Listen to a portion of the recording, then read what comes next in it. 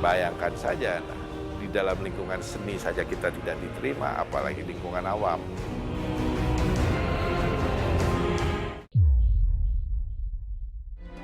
Di negara lain mirip-mirip, tentu ada, namanya Garuda juga, tapi yang seperti ini hanya ada di Bali.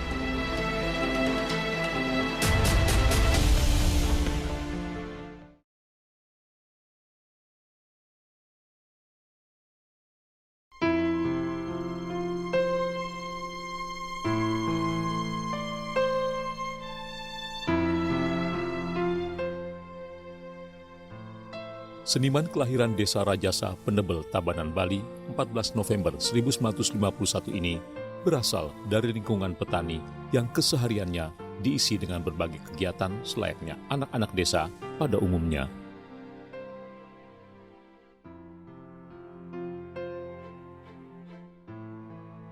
Lingkungan saya adalah lingkungan petani dan saya kebetulan tertarik dengan bertani. Senang sekali. Saya punya sapi, saya tukang ngangon sapi. Kelas 3 SD itu saya ngarit ngangon sapi, masang bubu, ya. Terus terang saja sekolah saya tidak menarik itu. Menariknya cuma menggambar. Tapi jiwa saya itu jiwa alam itu. Walaupun saya tinggal di desa, saya lebih banyak tinggal di bawah pohon tuh di ladang. Karena kan waktu kecil kita ngomong nih saya pengen jadi ini, ketawa orang itu ya, mentawainnya orang ngomong apa ini. Saya kan dari kecil, wah aku nanti menjadi seniman di sawah itu kita teriak. Saya di terawah itu sering teriak-teriak gitu ya. Saya di kampung SD-nya sampai kelas 5 itu ya. Terus nakal dipindahkan ke kota. Jadi lucu nih, saya beruntung sekali punya 2 keluarga. Ya. Yang waktu saya begitu mengetahui alam itu, saya lahir di desa. Saya bukan lahir di desa, saya sadarnya di desa. Sebagai anak di sana, yang saya panggil ibu saya, bapak saya, ternyata itu paman saya. Setelah kelas 5, sedih sekali itu saya, karena nakal itu, banyak main, belajar, nggak suka. Senangnya urusan gitu aja, seni, bikin mobil-mobilan, bikin gituan. Udah pikirannya sekolah nggak ada. Manggil dipindahkan ke kota Tabanan. Nah di situ saya dengan orang tua saya yang melahirkan saya.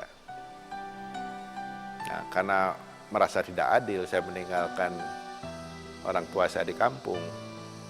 Saya dengan bapak saya yang benar dan ibu saya yang benar hanya 1 tahun saja tinggal. Kemudian saya tinggal di luar kota. Pada saat itu di luar kota, sekarang saya di tengah kota. Kurang lebih 2 kilo dari kota itu. Bapak saya kan punya zaman dulu huler tuh, selip beras itu. Saya tinggal di situ dengan karyawan-karyawan di sana. Nyoman Nuarta adalah salah satu pelopor gerakan seni rupa baru yang dimulai pada era tahun 1976. Sayang begitu saya selesai SMA, sekolah pada saat itu, SMA 1 itu adalah salah satu SMA 1 terbaik. Saya digembleng itu, kalau saya sih bukan orang pinter, ya cuman orang yang berpikir beda gitu loh. Kan orang berpikir beda ini nggak dapat tempat, karena begini, misalnya seorang arsitek membangun, kan gambar dulu, belum apa-apa gambar segala macam, kami tidak.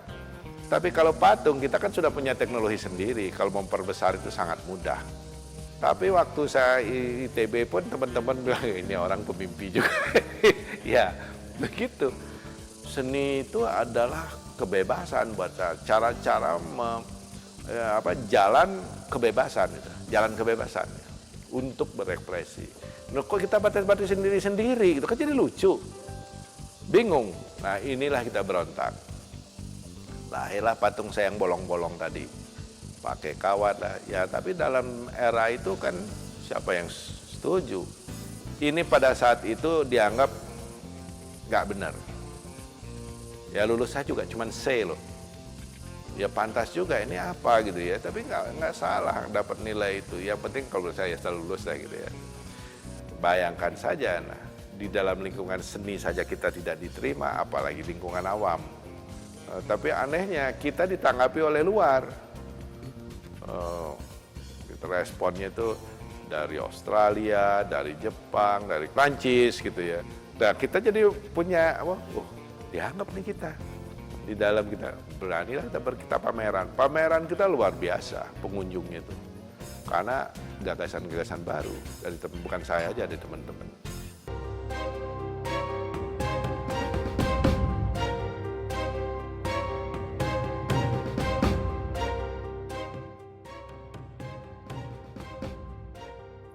Studio Nuat dengan luas kurang lebih 3 hektar yang berlokasi di kawasan pusat yang sangat asri dengan berbagai pohon besar diselingi gemuruh air terjun original di dalam hutan di kawasan Setra Duta, Sukajadi, Bandung tersebut terdapat sekitar 200 karyawan yang bekerja di bawah asuhan langsung sang maestro. Kita memang berkeinginan dalam melangkah dalam berkesenian itu ya, memiliki identity. Kenapa? Identity itu simbol dari kejujuran. Karena kita yakin itu. Kalau tidak jujur, kita tidak akan punya identity. Pasti kita punya kesamaan dari dengan yang lain, karena kita nyontek-nyontek dikit gitu kan. Jadi identity hanya akan lahir atau timbul akibat dari original kita.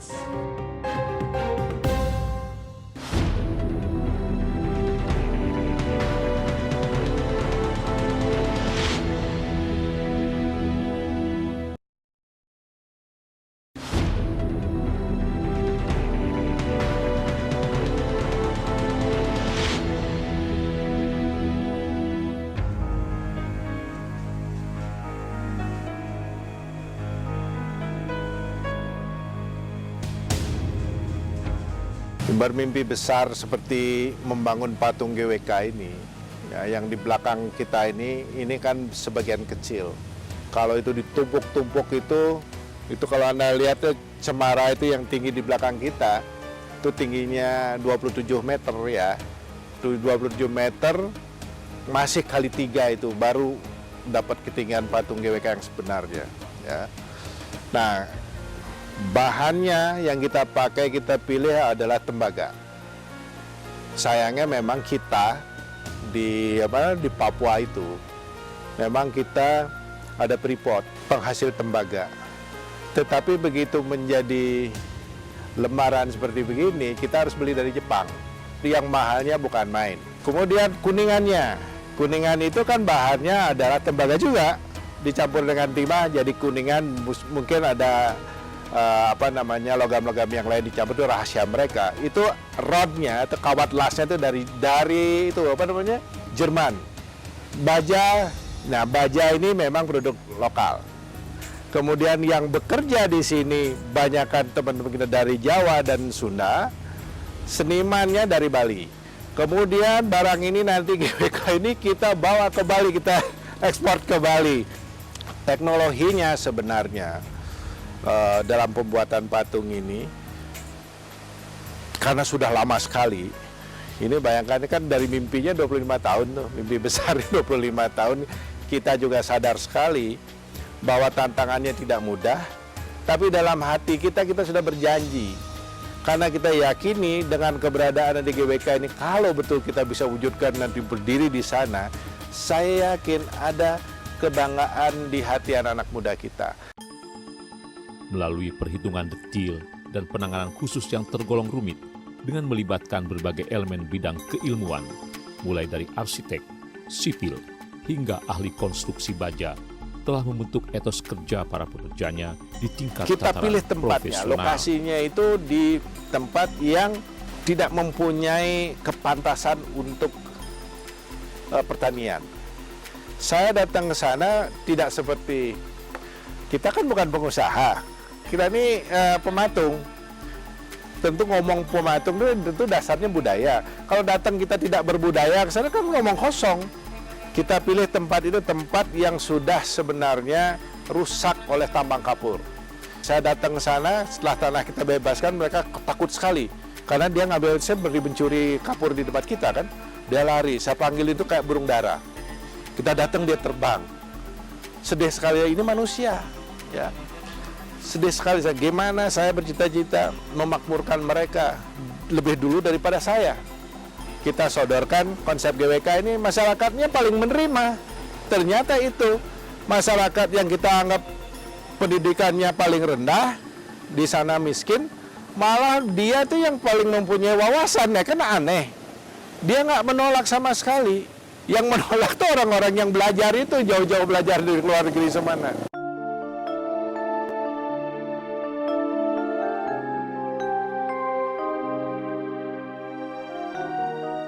Seperti contoh apa yang saya lakukan sekarang di Bali itu, 25 tahun itu kita mimpi GWK itu.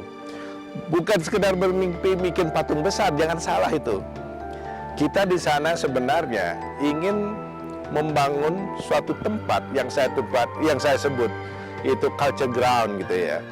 Suatu halaman budaya di mana semua kebudayaan dunia nanti bisa berkumpul di sana, berdiskusi di sana, mencari solusi-solusi yang positif untuk kebaikan dunia nanti. Ya kita memang dihajar kritik yang bukan kritik lah sebenarnya, itu makian itu yang lebih cocok ya. Tapi kita itu realistis sekali. Pantas masyarakat itu berpikir situ juga, kita nggak boleh cepat marah. Kenapa demikian? Karena mereka tidak mengerti. Maka dari itu satu-satunya jalan harus memperlihatkan bukti. Nah, GWK ini adalah suatu proyek yang memang sebenarnya tidak bisa didirikan oleh sendiri-sendiri, nggak bisa. Wajar-wajar saja kita bertanya sama yang ahlinya dan berkonsultasi di situ. Tujuan wisata yang luar biasa, spektakuler, dan megah. Keren banget, nice banget, pokoknya spektakuler banget di GWK ini.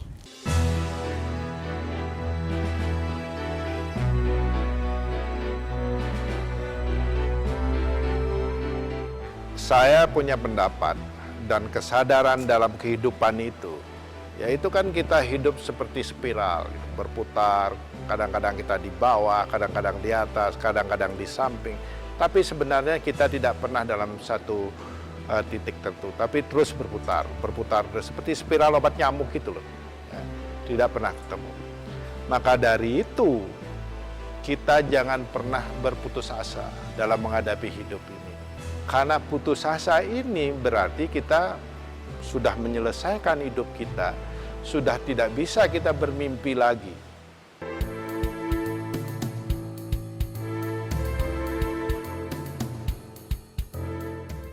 Bangsa ini tanpa kerja keras, kita tidak akan mendapatkan suatu hasil apapun. Itu keyakinan saya. Saya sebagai pematung, sudah hampir 45 tahun bekerja sebagai pematung. Saya tidak terlalu peduli dengan komentar-komentar. Tapi saya selalu percaya bahwa bekerja itu akan melahirkan bukti-bukti konkret. Itu sikap saya.